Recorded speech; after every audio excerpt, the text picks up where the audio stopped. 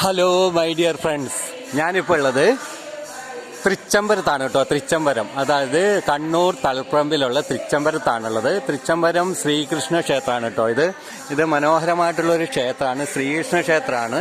നല്ല ഒരു അറ്റ്മോസ്ഫിയറാണ് ഇവിടെ. നമ്മുടെ കുളങ്ങളും അതുപോലെ തന്നെ ചുറ്റമ്പലവും നല്ല നടപ്പന്തലും ഒക്കെയുള്ള നല്ല മനോഹരമായിട്ടുള്ള ഒരു ഇതിലാണ് കണ്ടോ.